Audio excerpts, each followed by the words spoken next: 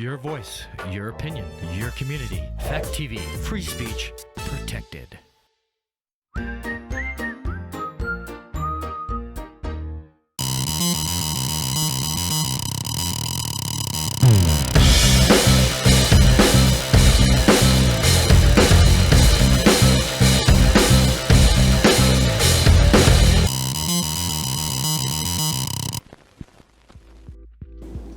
Hello and welcome. I'm Josh and this is Jack, the other host. And you don't need to overact. Would you like to? You can just totally rip that off and just be you. Rip that band-aid off. That's what you do in all your videos with him too when you're trying to like advertise the place. Hey, I'm a douchebag.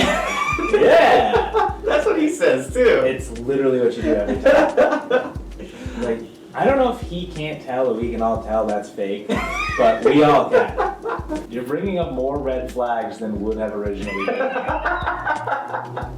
It's like the snake oil falling out of your pocket as you're trying to sell it to me. So, would you like to introduce the show? Hello, and welcome to This Movie Sucks, the show where my compatriot, Josh and I, critically pan movies that we found to be subpar. And with that, I believe we both wanted to start taking some of the flesh off that movie, Skinamarink. Start out, it was hailed by many, particularly online, as a groundbreaking, Particularly Twitter. masterpiece. I saw that word being thrown around. Are you serious? Just gonna have to staunchly disagree there. I'll begin. It felt more as though it was someone's art project than a film. I'll be honest and open, I only made it about 35 minutes in before I had to stop it. I just couldn't deal with the fact that there are no characters ever on screen.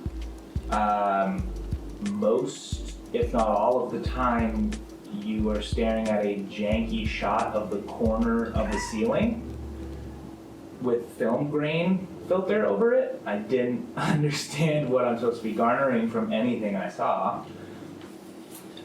I got what they were going for. I understand the eeriness of, oh, it's all disconnected, it's supposed to be through the mind of a child somehow, but when I was a kid, I didn't stare into the corner of the ceiling for hours on end. I don't know who did. You get the hints of the intimacy that they're trying to go for with it, but when they never break that way of doing it, they never depart from the, oh, this is a door frame, and there's a lamp. I can't get into your movie. I'm just staring at random objects with grain filter over them. You never watched public domain cartoons when you were a kid? No, thank God. Josh actually did at least scroll through or, skip ahead and watch the end. Yeah, I watched major chunks of it, and then Does it ever get better? No, it does not, no. I will say, the saddest part to me about Skinamarink is that there's actually a pretty dope story within the movie. It's just told in the most film school fetishized way possible.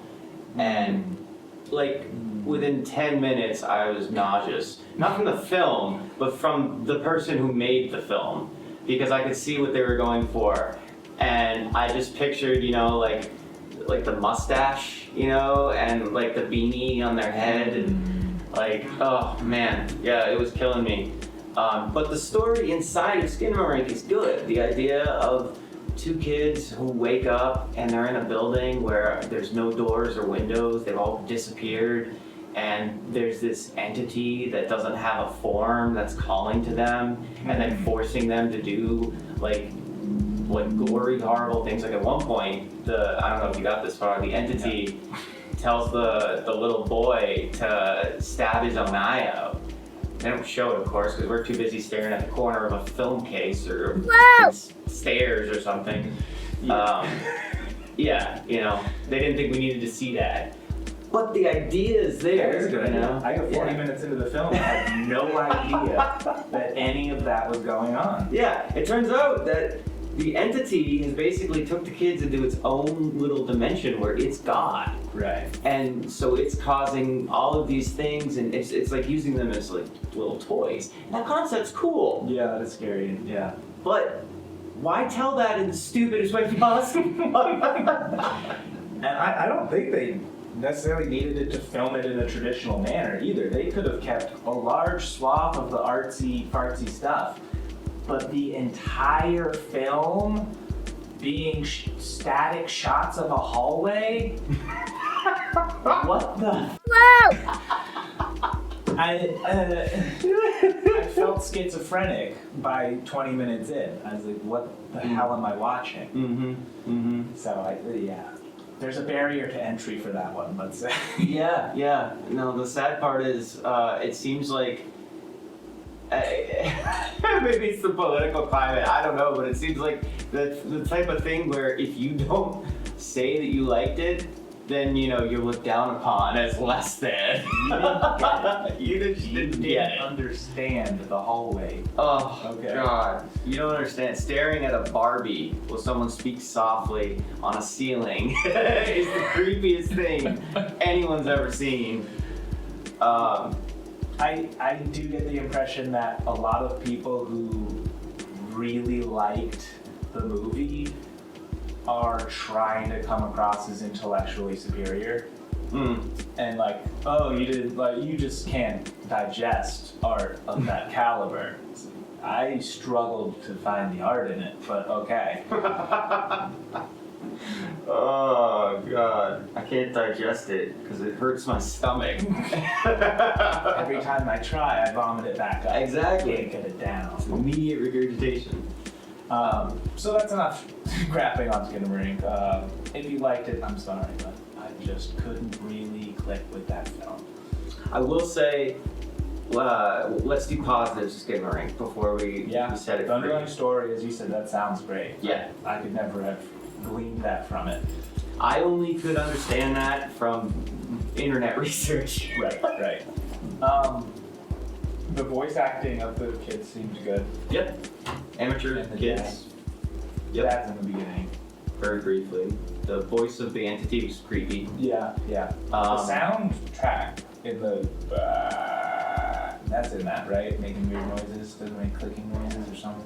Yeah, there's some weird noises and stuff. But I think a lot of it too, and this is a cool feature, again, in a short film. Yeah. They used a lot of really cool like lenses and stuff to give it that old VHS-y scratchy look. And some of that was really cool. And that helps to harken back to like childhood, especially for a millennial, when growing up all the movies we watched were on green VHS. Exactly. Yeah, I got that. And that worked to a degree. Yeah, for a 10-minute short. Yes, exactly. And then you're 25 minutes into the movie and you're like, okay, do I ever get an establishing shot of anything? Do I ever actually know the space that this story's taking place in? And the answer is no. Generally, no, you don't. Yeah. It's very easy to sink back into the negatives. Sorry, but no. So yeah, that's about the short list of positives. Cool name. Yeah, cool name. I believe I saw at one point that it means something. Wasn't there an old like children's song? Yes. Skinamarink, Yes. Gadink-a-doo, Skinamarink or something? Yep. You got it. I remember that being sung in my childhood. See? A lot of things that harken back to childhood. There's cool stuff. It really had something to it Yeah. that I think they sacrificed in the name of being avant-garde and artsy with the film style. Yeah. Which I think was a mistake.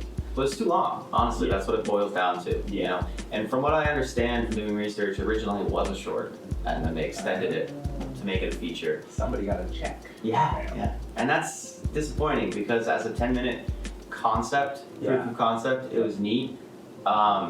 But the problem is that when you're trying, like when you go out and purposely attempt to break all the rules of filmmaking, and you try to make a feature by breaking all the rules of filmmaking, Right. generally speaking, you're not gonna have a good film. You're just breaking the rules. Yeah, you're just doing it to be cool. Anyways, like you said, I think that's enough of Skinamarink.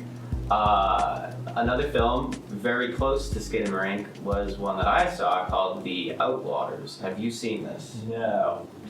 We get a short synopsis or. So the movie is it's supposed to take place over 3 memory cards, right? So it's in the vein of the shot on a handheld. What's that called? Shaky cam? Yeah. There's a found footage. Oh, yeah. So it's a found footage movie. It's shot over 3 memory cards. The first 2 are basically, it's about this band. They're kind of like indie, folksy singer kinds of people, and they want to shoot a music video by going into the desert and, basically camping overnight for a few days and shooting these cool effects, whatever. So the first 45 minutes of the movie is just build up to that, to them getting to the desert. And then, I'm gonna say halfway through the movie, maybe a little more than halfway, all of a sudden the movie just does a handstand and on itself. Basically, and it's weird because when I first saw it happening, I was like, okay, I like this where it's going, they kind of, they build up to it really cool. Right. And you see this, you keep hearing, the main characters keep hearing all these weird sounds in the distance, like explosions and weird lights and stuff, and I'm like, what is going on, And then one night, the cameraman, the main character, goes outside and he sees someone covered in blood holding an axe. And he's like, hello? And then he kind of drops the camera and you hear pitter-patter of feet running, and then smack, someone got hit with an axe. And for the rest of the movie, the cameraman acts like he has brain damage. And so you're like, okay, I get it. He got stabbed in the head with an axe, and now he's got brain damage, and he's acting like a maniac because of it. Right. But the problem is that it's as if they took the concept of our cameraman now has brain damage, so we can do whatever we want, And then it basically turns into a found footage Skinamarink for the rest of the movie, where it's just him running around going,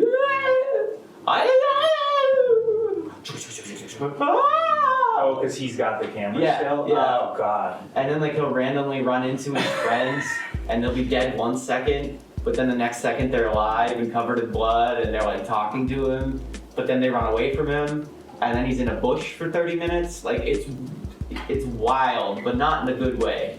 And then at the very end, spoilers, by the way, spoilers for you too, though I wouldn't really recommend you checking this movie out. Don't forget it. He falls through a hole that takes him through space-time, and he has this weird demonic voice that's roll down. And he falls through a hole for 10 minutes where you see little bing, bing, weird stars in the sky or something, and then he plops through the other side and he sees all of his friends' heads on spikes in the sand. And then he goes up and pets them and apologizes to them, I guess. And then he walks away, finds the tooth of something, disembowels himself, and cuts off his and that's the end of the movie. The last 5 minutes of the movie is dedicated to him on the ground playing with his dismembered member. Oh. Dismembered member. That sounds like a band. Oh. We are dismembered member. So does anything ever get explained? No. What hit him first? No. They kind of imply that there's some kind of time loop that maybe he was the one who hit himself. Right, because that makes any sense at all, but okay, yeah. Yeah. Well, because later you see him covered in blood and he picks up an axe. But there's none of it is, there's not given a reason why any of it happens. I've noticed a lot with modern horror films is the first and possibly the second act will be well put together, Like the build up will all be great. And then when it comes time to reveal what's happening in this world, what the antagonist elements are, they just fumble the ball. And it's either like maybe the writing is drying up in the third acts where really the main confrontation and climax occurs, or it's the way scripts are being interpreted to film. It's hard to tell, but this seems to be like a recurring thing I noticed with a lot of new horror, is like the build-up is all really solid and gets you pumped, and then the climax is such a letdown. And then they either don't explain what's going on, or when you find out what's going on, it's kind of lame. Yeah. It's like a lousy or. It's like, yeah. Right? Lousy. That's what it feels like, And I get that. I totally feel that. And it's funny, in my script, third act is the thing I've had the most problems with, Might be a product of so many ideas have been done already that everyone's trying really hard to make a unique and freaky ending. Sure. But I think with modern Hollywood, I think there's a bigger problem with less talent is being entered into the industry, because I don't want to get into all that stuff, but there's a whole lot of reasons why the talent pool has been widened out, so less talented people are getting brought in and given jobs to do stuff, and then you get, these new shows and series and things that are just mind-blowingly bad, Like, have you seen Velma, the show on HBO? I watched one standalone scene of it online, and that was enough for me. So that's basically blown the mind of the entire internet, how bad that show is and how it's gotten onto TV. Yeah, I honestly had no qualms with Mindy Kaling. Honestly, I think some of her stuff's great, but God,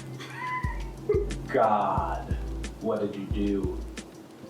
And there was one, I don't even want to talk. The scene I saw was so jarring and stupid, I was like, what the, is the rest of this bad? Apparently, yes it is. Yep. Another good example is, oh man, this is gonna kill me. Great anime, we both loved it, turned it into a show. Was a movie? No, it was a show you watched 2 episodes and then quit. Spike. Oh, the live action Cowboy Bebop. Yeah, yep. Another great example. I mean, that one was kind of dead on arrival. And it didn't have to be, that's the worst part. I'll kind of give them a little leeway. I get that they were trying to take anime and more directly translate it to live action, include like to reflect in the acting, and have people be a little more animated. But holy hell, I hope the lesson was learned that you just don't do that. Just don't do that. The thing is, my favorite character was Edward. I will not speak on what they did to Edward. Holy. I just remember the clip. And stop. Don't say it. Spike speed. Oh, God. And I feel bad for the actress that had to play Ed, because they're like, you really want me to do this? So like, amp it up actually. Do it more ridiculously. And she was probably like, oh, I'm never getting another job again. Oh, good stuff. So that was blasphemous.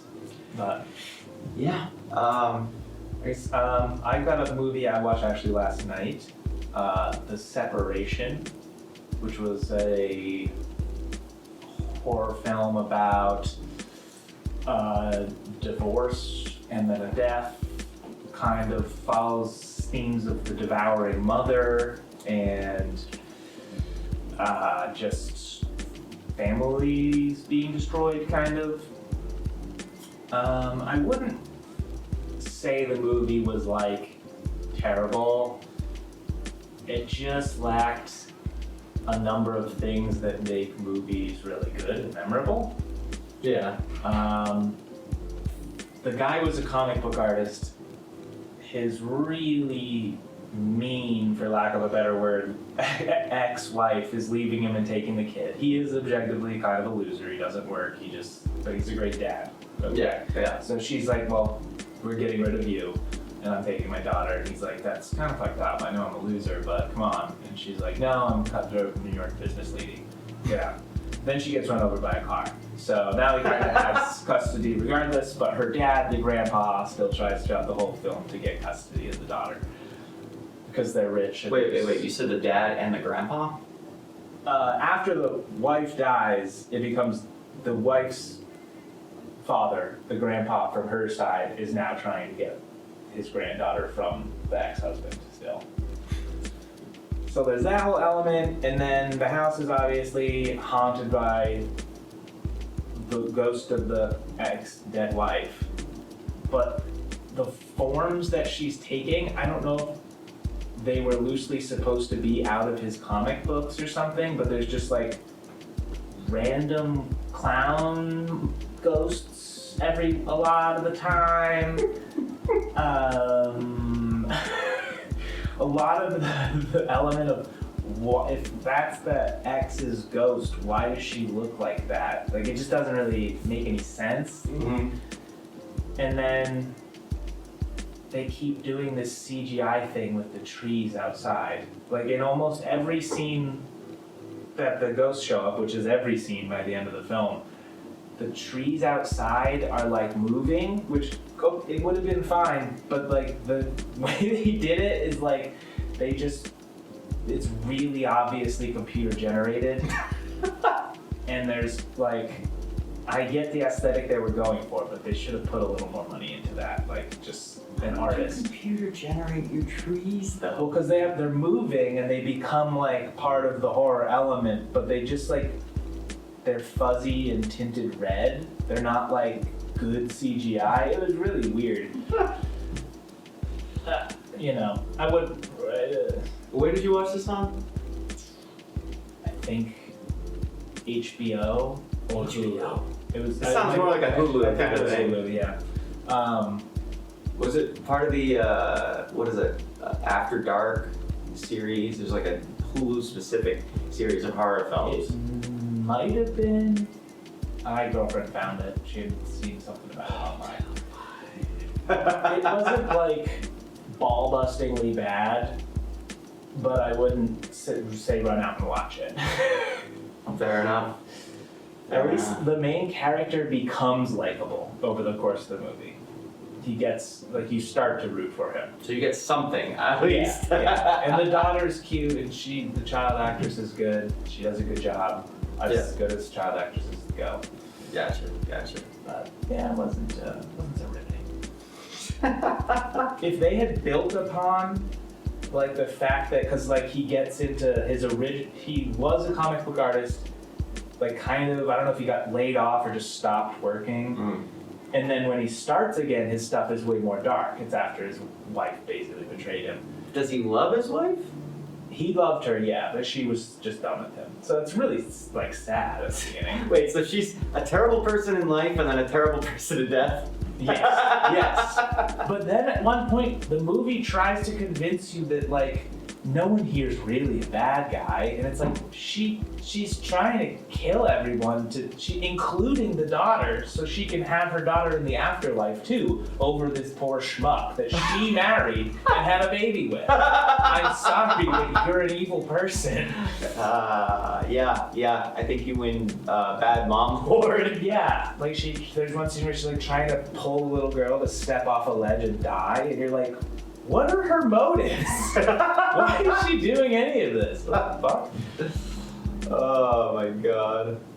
I kind of want to watch it now, just because this sounds like the worst kind of like made for specific platform movies. Like, did you ever see Netflix came out with like an original Netflix film a few years ago? It was called like The Open House. I think that's what it was called. Oh, I think I may have seen that. Dude, that was like the worst horror movie I'd ever seen when I first saw it.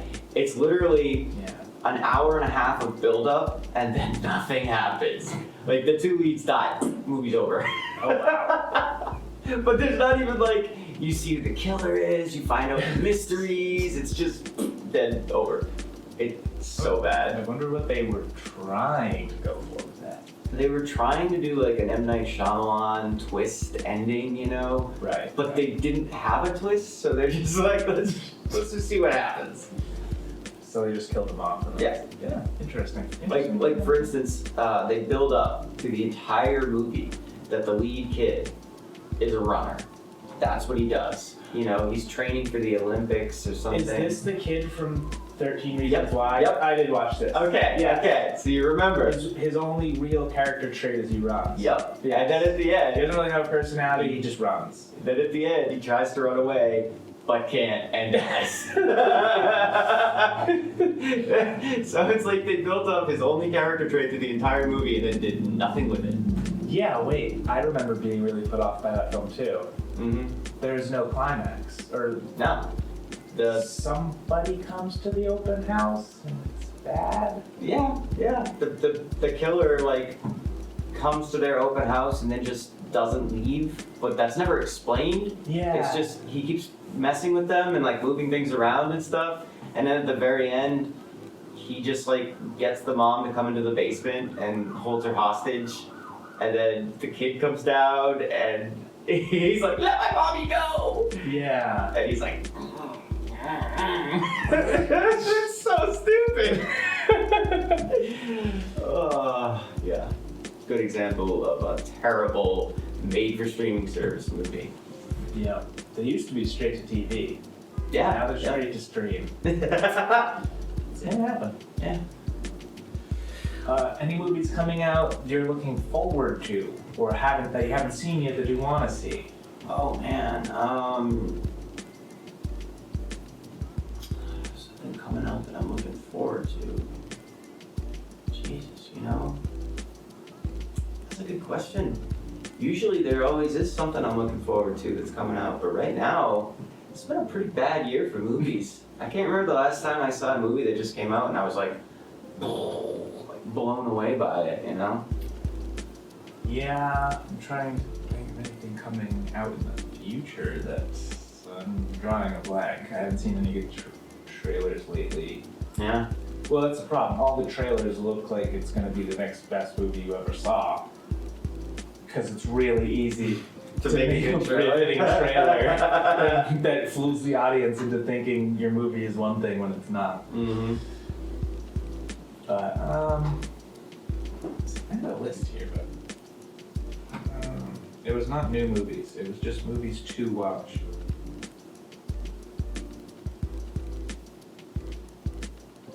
I wanted to watch Swallowed. You recommended that. Oh yeah, you haven't seen that yet? No. And Hellbender. Oh, you haven't seen Hellbender yet, man. Toby Poser. And Come and See. I can't remember what exactly that was. Come and See. 1985. Oh, that's the one you wanted to watch with me. Oh god, yeah. Fucking apparently the saddest, most soul-crushing movie. The war movie. Yeah, Yeah. that looks good. Yeah. You know, it's funny. I was gonna ask you too. What was that movie that you wanted to watch? Yeah, I wrote it down, yeah. Mostly I'm just really looking forward to the new Lord of the Rings series coming out. Yeah! One. Oh, baby. They're taking it all the way to the grave. It's in the grave already. They're gonna dig it up and rebury it. They're gonna ride that orc into the sunset, baby. Oh no. Nothing was learned from Rings of Power. No.